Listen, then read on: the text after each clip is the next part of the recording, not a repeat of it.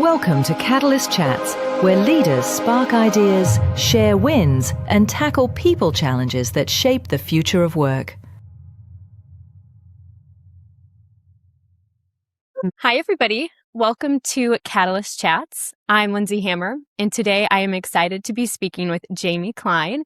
Jaime is the CEO and founder of Inspire Human Resources. Hi, Jaime. Hi, thank you so much for having me today. Thank you for being here. I have been looking forward to this since our initial conversation. You're somebody that just has great energy, so I'm really excited for our conversation. As am I. Well, I'd love it if you could start by sharing an introduction with the audience. Sure. So I have been in HR my whole career and started Inspire HR. We're kicking off our 20th year. That's huge. We had twins. They were a total surprise, and I really wanted to be laser focused on them hitting their potential when they first arrived. Now they're juniors studying abroad, they're thriving, but back then that was really the priority.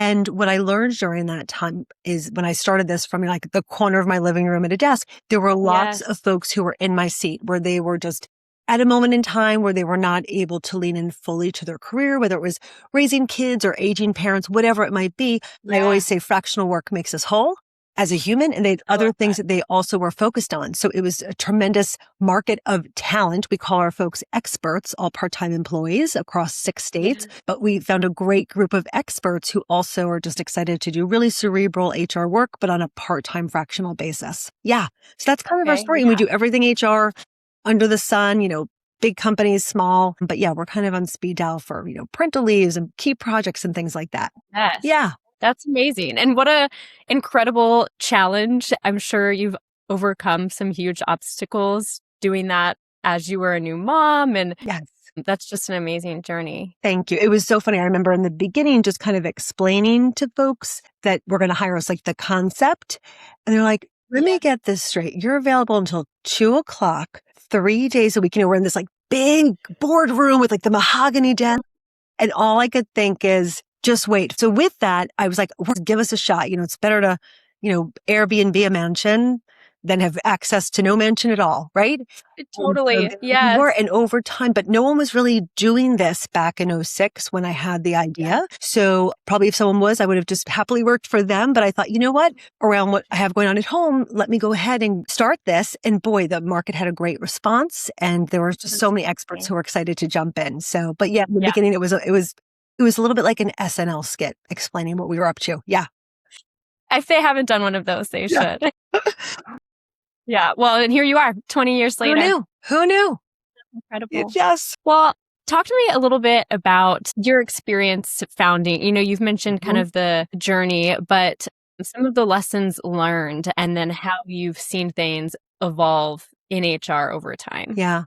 And I'm always pretty authentic about my why behind it, because I always feel like there's someone out there who's pro-conning it and is like, should I take the plunge? And I want folks to know you should take the plunge and give it a try. So what I've found is a couple of things. One, it can be really lonely being an entrepreneur. And so I think that finding community is really key. I am in the New York City area, so I was lucky. There was a co-working space concept that no one had heard of in 2006 at the Flatiron district in New York called In Good Company. This was way before WeWork, and I met their like-minded people. They were attorneys, they were jewelry makers, but everyone was there trying to figure out how do you price things? What's the right margin? There's this new thing called LinkedIn. How does it work? How do you market?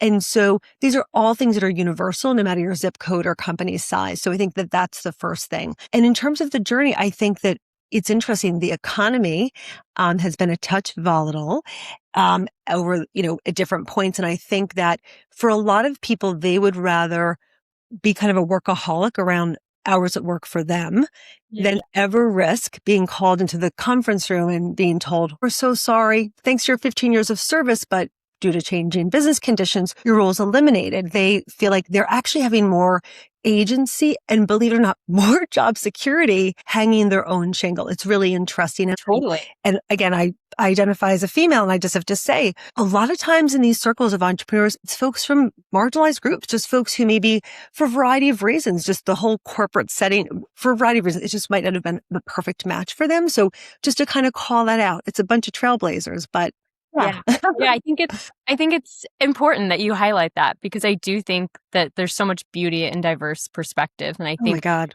that diverse perspective allows people to notice things where there's an opportunity and they can go and create something that they don't see that exists. Yes. And there's this great article I read years ago in the economic downturn of '08. I think that's when Venmo started, Uber started. I'm probably misquoting, but like it is in these moments, I think, of chaos or uncertainty that people rise. They see an unmet need and an unmet need, and then there they are. Yeah, absolutely. Well, speaking of changes, obviously AI is a extremely hot topic right now. It's in every conversation. How are you seeing AI impact things for your clients, especially within hiring plans? So it's interesting. If you and I had met, Lindsey, a year ago, I would have a very different perspective.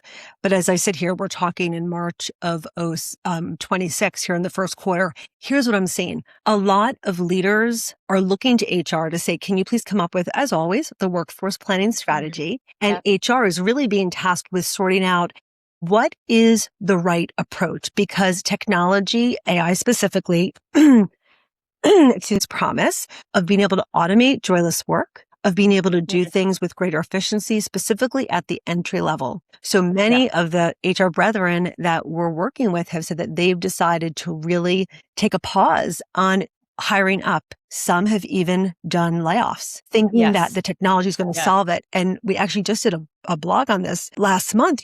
There are companies that we cited who did the layoff, and then they found that the technology hadn't quite been absorbed by everyone. Everyone did not know how to use the AI that was supposed to kind of ride alongside them to improve upon their work, whereby they then were in a jam, right? They had gone through, it's horrible to go through layoffs. It's gut-wrenching. There's obviously an economic. It's on both sides. Oh my gosh, of course. Not fun. Right. And you just very much want to avoid those things at all times.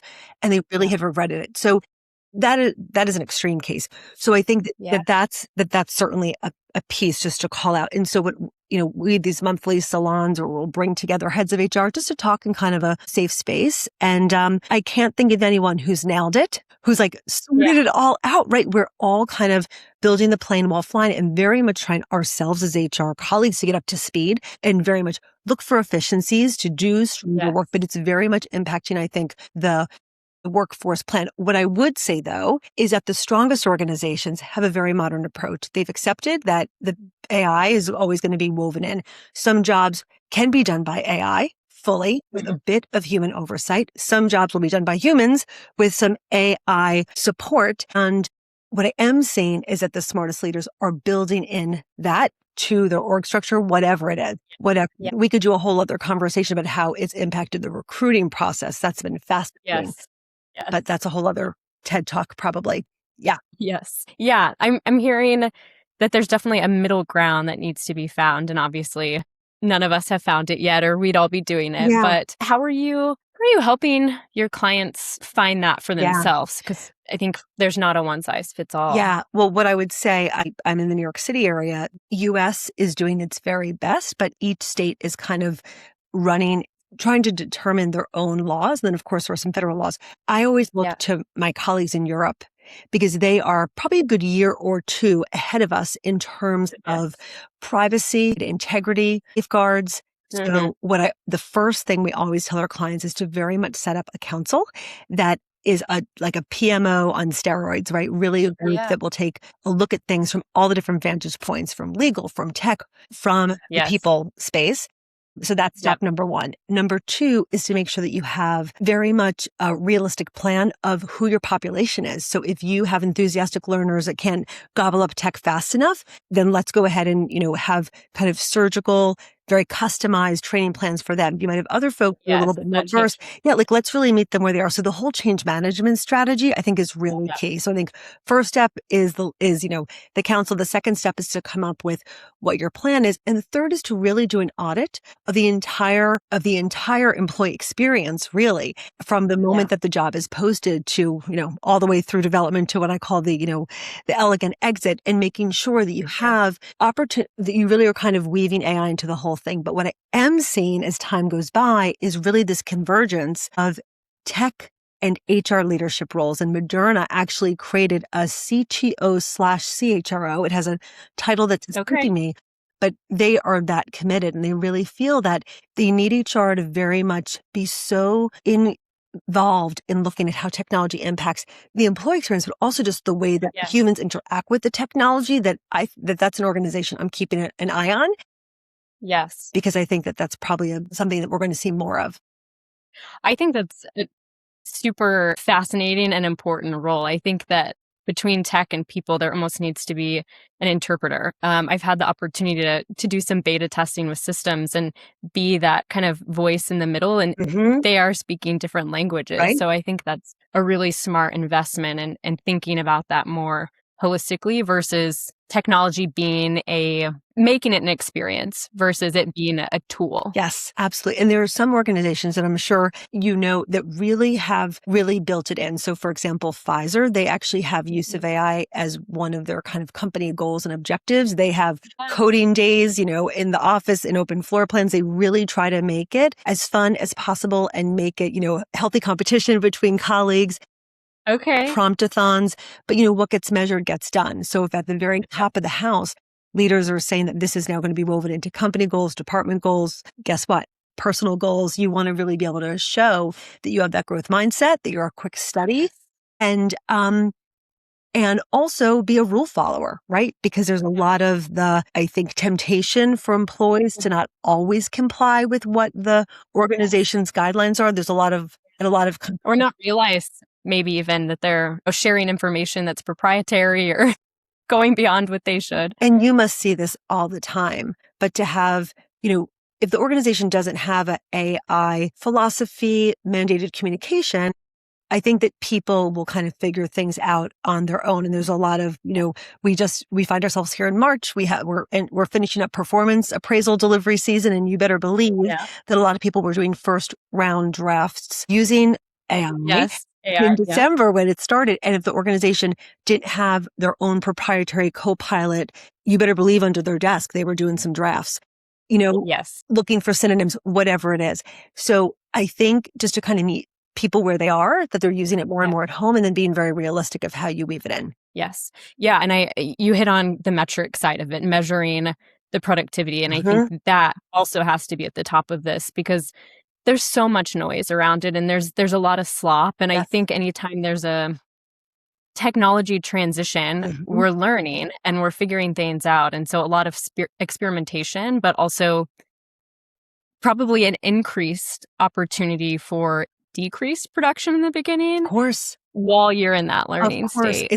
It's the ultimate in change management. It's like being a righty and being told you have to write with your left hand, right? So to get really comfortable with it before you say, hey, entire workforce, you're all going to be left-handed. We need to really, you can't be a 5-year-old if you haven't been a 3-year-old. You have to kind of get there little by little. So the strongest company strategies that we're working with really have change management and comms woven in, and they have a lot of checkpoints where they're getting pulse checks on how things are going. And then they're being very agile and kind of editing around what that plan might have originally been. Yeah. Yeah. Well, that hits a lot on the effort investment, if you will, around bringing AI into a company. Talk to me a little bit about some of the investments that your clients are making in AI and technology, and if they're seeing in our... Great question. So I could talk about this for hours. So just to kind of set the table, so many organizations, they have Gmail, Gemini's included, they've got Microsoft Copilots included. Many times those things come for free. We always say, for starters, you want to the best you can set up all of your settings whereby the data that you put in is not to be used for company testing. It's one of those things where like sometimes it comes standard in some of the technology. Like you have to really, so that's just table stakes. 1, 2, creating your own customized version is very much what we see organizations doing if they're in a situation where they have the budget to do so. Because like anything, right, you want it to be absolutely customized. The other piece is that making sure that whatever your policy is communicated broadly, catch people being good, like really kind of shine examples on people that are using it. What we're seeing is that the ROI is starting to be there. So I'll give you a quick example that a colleague, Ian O'Keefe from Acona Analytics mentioned on a podcast that I did last year. He said, if you go in to a company and you look at a process like, I don't know, succession planning. So What does succession planning involve? It's a heavy lift. You have data that comes from disparate parts or all in their own format, right? Some things are written down on pieces of paper, other things are in spreadsheets, other things are in PowerPoint decks. And a lot of it is really through humans sitting around a table and talking about who could be my successor. And that is information that takes heavy coordination. Many organizations have dedicated teams that do this, certainly project managers. And what we have found, and I'm sure you see this in your work, if you look at the entire employee experience from job descriptions to elegant exit, oh my gosh, there is a lot of making sure that data is transitioned from human to human and redundancy and all the things. So to do almost like a heat map and look at an organization, take with succession planning, oftentimes you find that there is at least 100,000 and, a year job, a strong project manager that probably is not needed. Like that is like the most basic example. Other organizations have been able to point to executive assistants not being needed as much because what do a lot of them do? I love executive assistants. They're so in charge, like they are the gatekeeper to the schedule, but they do a lot of research. They do a lot of organization of travel. They do a lot of calendar management. So like, I'm already thinking of like Calendly, heck, like all the things that happen behind the scenes, but on steroids with AI. So we're seeing a lot of coordination, project management, and admin jobs impacted first. But I think that we're also starting to see a little bit of curiosity around some of the more senior roles. So I, for example, spend a lot of my time in an office setting. I'm in a home office today, very much thinking, discussing. I think that in my career, in my lifetime, my job will very much be audited, augmented, something. Now, if I was a podiatrist, like my dad's an optometrist, and I'm always like, Daddy, you're going to be like the last man standing. Like that is so hands-on. But what he said is, you know what, James? There are chains for optometry practices where you walk in and you put in the lobby, you put your head in a computer. It does a full scan and like it prints out like as if you're at like Panera and like your order receipt. You have like your order of like what, like what your vision is, 20, 40, whatever it is. And you hand it to someone who does a very focused exam to confirm things. And then you're passed on to someone to help you with frame selection. I was like, oh my gosh, Dad, is it possible? Right. So we could go on and on and on. But I think that the trades, like recently we had worked on something that was like broken in our house. I was like, will AI ever be able to fully measure this spot where we think we might have a leak? Right? Like there are some things that have to be so hands-on. I think probably the trades and medicine are probably will be kind of the final frontier. But even with medicine, you now can pay an additional fee where when you get a mammogram, I hope every woman does every year, you have the option, I don't know if you've heard of this, but you can pay an extra fee that insurance doesn't cover where you have the radiologist look at your results. Also can have AI look at the results. And what AI can do is supposedly detect things that would not show up with a human eyes assessment for 3 years. And a loved one that I know recently went and had that exact experience. And it's brand spanking new that it's being offered. But, so again, if we had spoken a year ago, I would have said, well, we'll never touch medicine. I just gave 2 examples of how it's touching medicine. But like surgery, like if someone needed their gallbladder out, I think that could be, right? I once interviewed the head of talent for New York Presbyterian, a massive healthcare system in Manhattan. And she said that they now have robots, hello the Jetsons, that can deliver trays of food and possibly linens to rooms. So like the ancillary stuff around the beautiful surgeons, these beautiful humans that are going ahead and saving lives or extending lives, they have a little bit of support. Anyway, and if we spoke in 27 Q1, we'd have 100 more examples. But I think that from executive assistants to physicians, I think that there is this piece of that category that I mentioned about the new way of thinking about workforce planning is a hybrid, is humans using AI with a little bit of support from humans.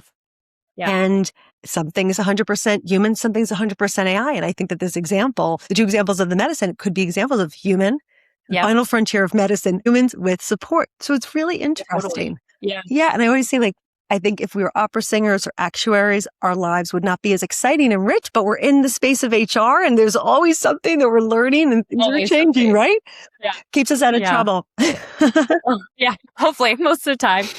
No, I think those are fascinating examples. And a lot of times I don't think we even notice how much we're using AI already, because I think it just happened so quickly to where now, even if you just do a Google search, right? Like you're using AI. It's happening quickly, and I'm excited to see how it evolves. I think it'll be really interesting, maybe a little scary, but yeah, definitely seeing some impact. And how are you seeing with the investment versus the ROI? Like, where would you say most companies are right now in that break-even point? Sure.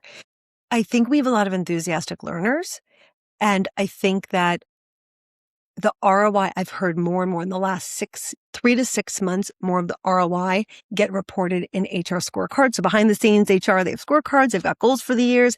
And I've seen, and cost saves sometimes is part of it.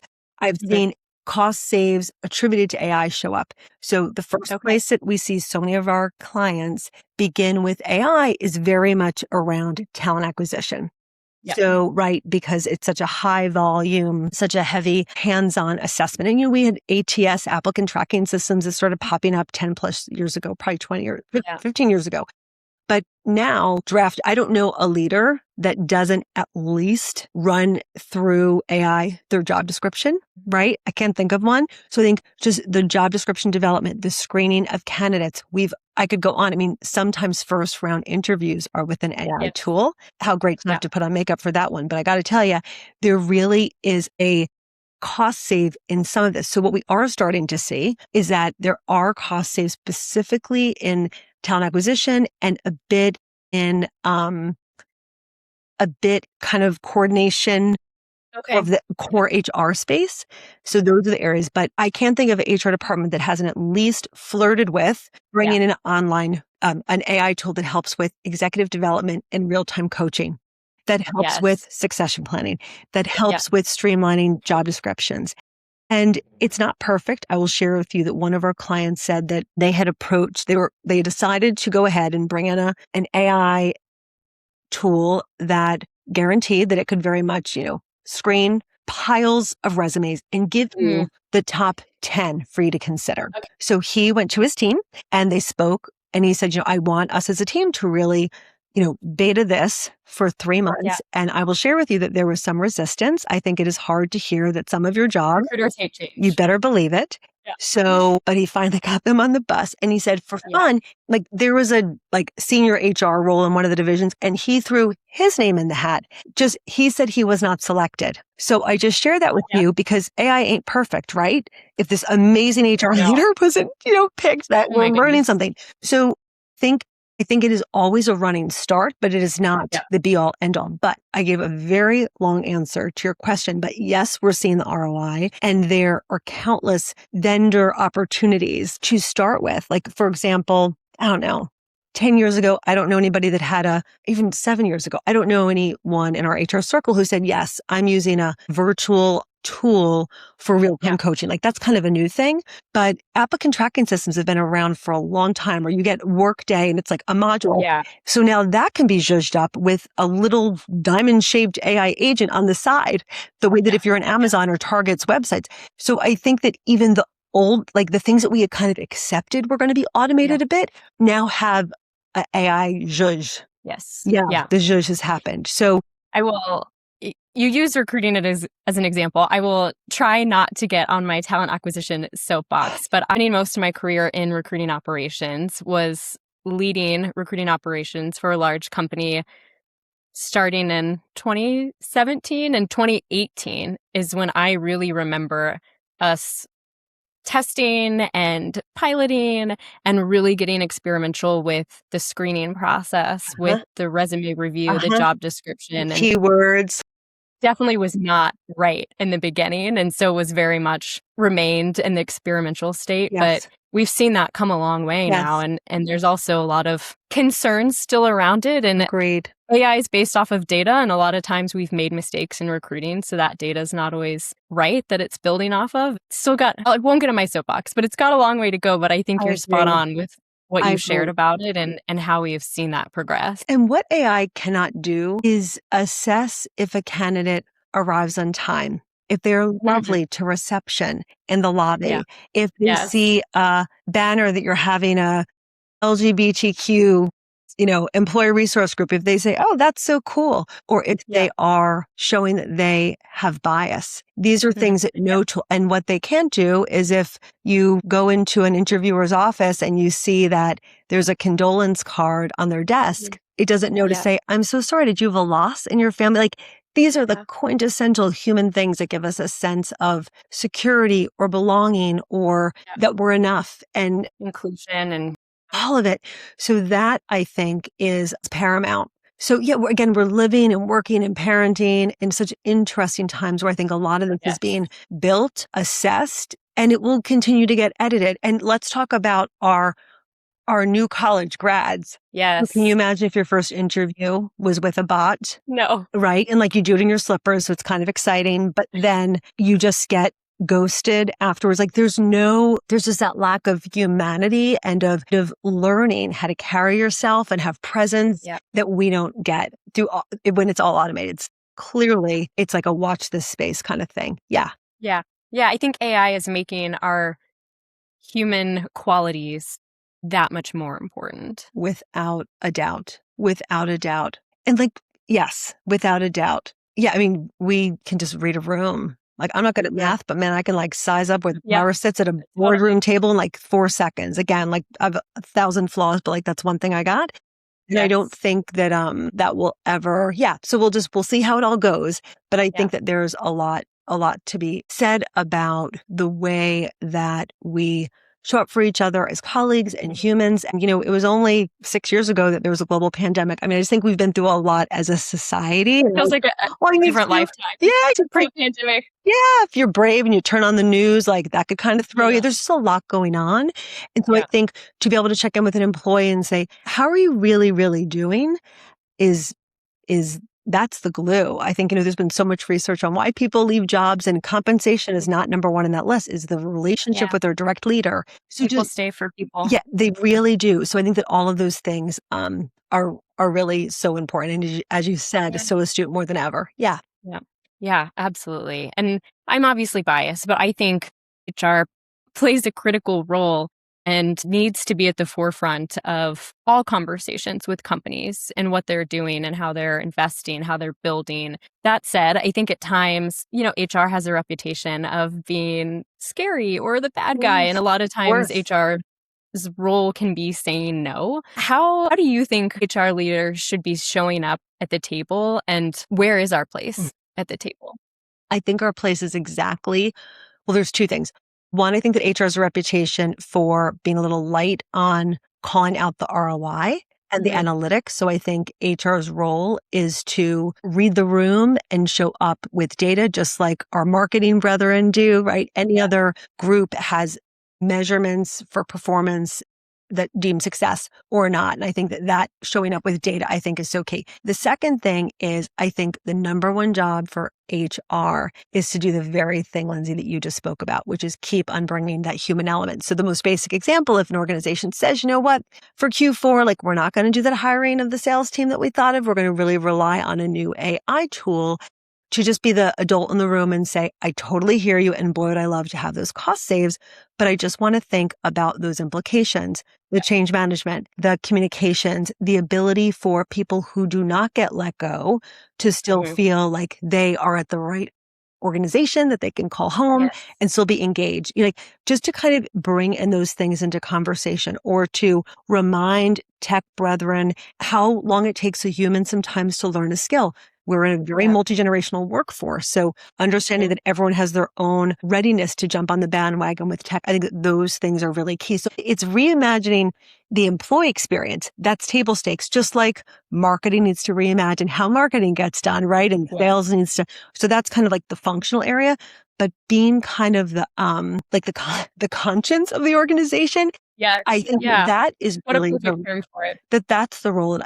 There was really an elevated role that HR had during the pandemic. Everything that unfolded, it was so key that HR was brought into those conversations. And I think that there's a feeling since probably 23, 24, that there just aren't as many senior meetings that some HR leaders are invited to anymore.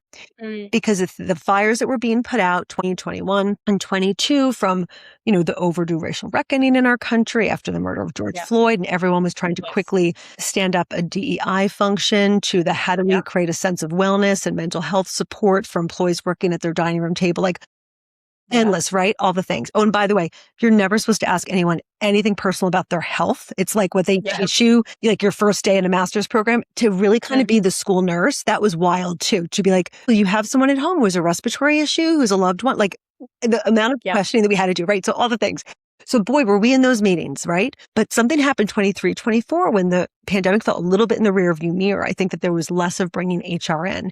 And so to key conversations. I think this is a great moment for HR to again show their strategic value by ensuring that they are in those teams that determine what the guidelines and ethics should be from the jump, and then all the way through to implementation, continuing to just bring that the human lens of how things impact the people. So I think it's a really exciting time for HR, and I really encourage HR leaders to get really comfortable with AI themselves. I always say, plan a birthday party or just use it for research for a vacation.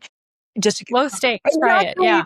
So, but then try to use it more and more with what your company's approved tools are so that you can have that seat at the table and you can talk shop and you can get more comfortable with the analytics and all those things. So, so I try my best with everyone that we work with to kind of expose them to blogs that we write or great conferences that I recommend, just different things to help them always be the smartest one in the room. Yeah.